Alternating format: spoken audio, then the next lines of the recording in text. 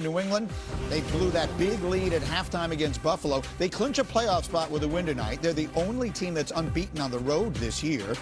Meanwhile, the Ravens are one game behind the Steelers in the North. Baltimore a 49% chance to make the playoffs with a win. Drops to just 24% with a loss. Huge game for both teams, and they talked about it this week. Now to line up again in victory formation as the Bills come in and stun the division-leading Patriots. It was a long stretch where we were feeling good about ourselves. It was a chance for us to respond from something. There's a lot of good things in there, and we'll need all those things on Sunday for Baltimore. To say we control our own destiny, it's only if we win. That's it. We got playoff hope, but we just got to worry about the Patriots. This was what it's about, bouncing back. We have an opportunity to improve. Next Sunday night, it's going to be a tough one. I'm trying to win any means possible.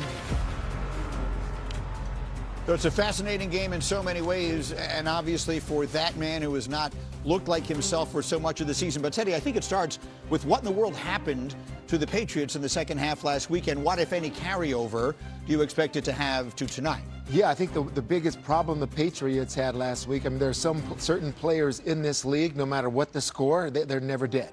And that's Josh Allen. And I think they took their foot off the accelerator a little bit in the second half. Some play calling got a little bit cute. And this Patriot team, it's young, okay? Vrabel's done great things with them this year, but get past their depth a little bit. And if you have some injuries, there are some weakness. I talked about them last week. Milton Williams is still down. Spillane is still down. Right down that middle, fellas. Right. I mean, stopping the run, those type of things. This is the time of year, though, the Patriots know it, the Ravens know it. It doesn't matter how it looks anymore.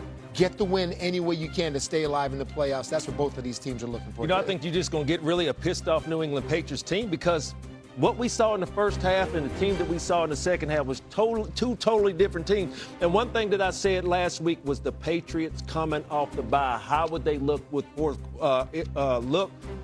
quarters of football? But I'm looking at what I saw last week. Could it go into Baltimore? Is Travion Henderson, the running back, only 3 carries last week in the second half. Bruce, you talked about getting cute with the play calling.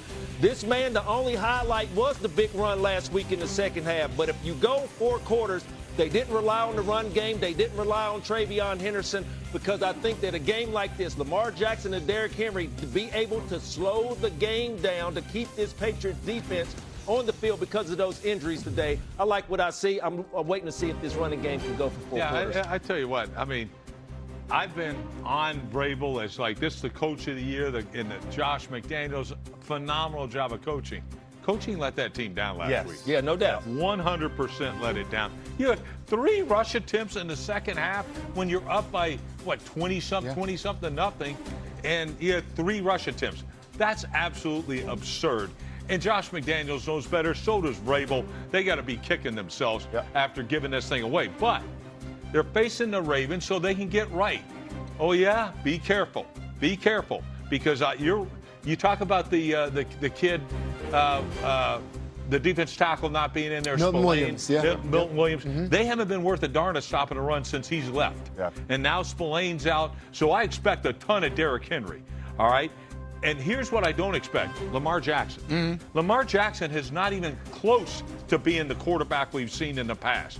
And the biggest thing to me is where's the rushing? Like, he hadn't had gain over 10 yards, scrambling or running with the football. And look, Jared Goff has a rushing attack, as a carry of 20 yards.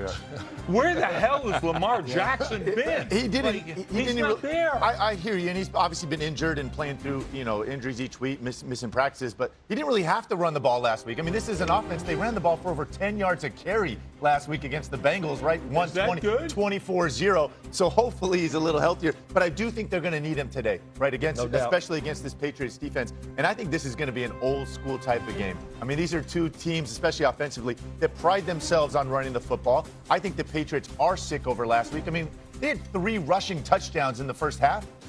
And then you only run the ball 3 times in the second half. And again, it's just math. It's literally just math. Just run the ball, and all of a sudden you don't give Josh Allen a chance. And again, they got to be sick. But the Ravens, listen, their backup is against the wall. Their margin of error is so small. Their schedule is ridiculous right here going forward. And again, this, I hate to say it, but you're in must-win territory here. They got to get it done at home today. The levels of maturity of teams, when you have the opportunity to take care of business, you do it. You got a division on the line, you get it done. You get those hats and T-shirts. I mean, New England, these players have to realize you're not going to have too many more chances. That has to be done today. But those players have to realize it. But you know what? We're so used to them being, this is the New England Patriots. They're familiar with this.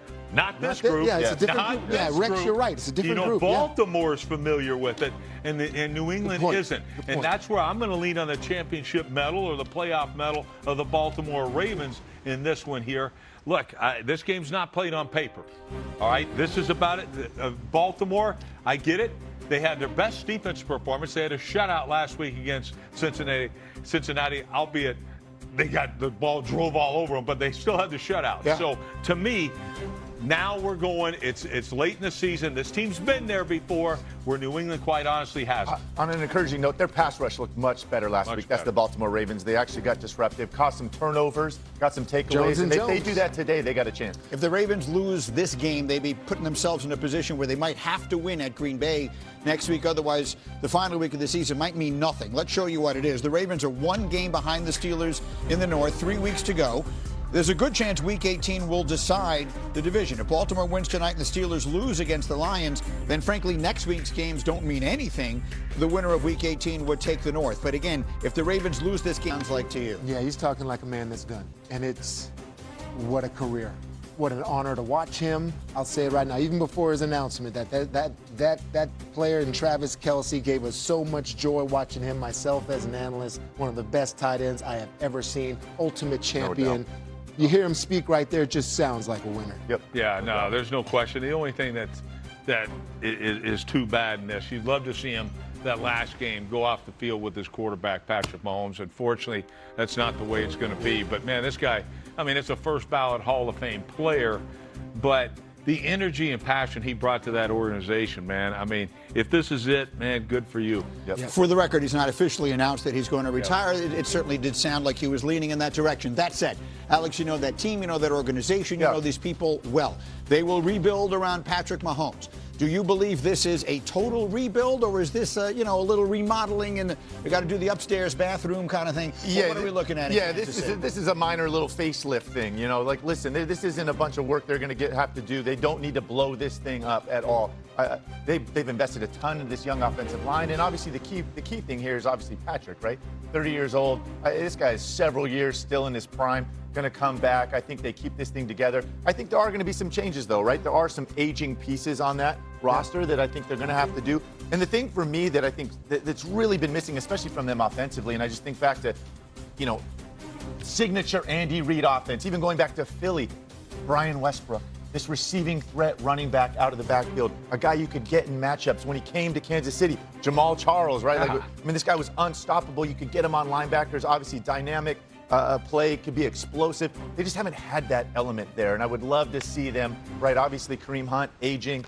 They've had Pacheco. I think that's something that if they get the opportunity to go out and address, I think they will. I think when Patrick Mahomes comes back to this game, just me, the outside looking in, I think we talk about guys coming back from a major injury. And coming back that following year, you always hear me talking about the confidence of the player. How long will it take for him to get his confidence up under him? And Patrick Mahomes, he's been running for his life all season. So you're talking about the skilled players, the skilled guys maybe need some change. You said they brought some young guys in for this offensive line. Yep. Maybe they need to bring some more protection in here for a guy like Patrick Mahomes, because I think the biggest question mark for me is when did this man get back to being Patrick Mahomes, and I think confidence will be a big factor. Randy, you and I were talking about it last night about how you like the speed of these receivers, with Worthy,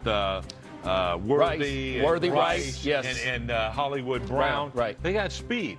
Well, when that speed shows up? When you run play action. All right? In the run play action, you got to be committed to running the football. I think they got to go back to being more balanced as a football team and be able to pound that football. That can heavy up the protection and, quite honestly, use that speed. You don't have the Travis Kelce out there possibly next time. So I would like to see him get rid of the carpet, put some hardwoods down, and let's run the football. Listen, I think they invested up front. I know maybe it didn't bear fruit this year, Randy, with the protection, but I think even the run game on that note, this is a young offensive line that will just get better together. And so hopefully we see a couple of those things moving forward. Back in Quarterback that relies a lot on scrambling, that's coming off an ACL. Does it also involve Patrick and the way that he plays the game? And now it has to be now more from the pocket and just on a much smaller percentage is he out there doing Gumby-like things.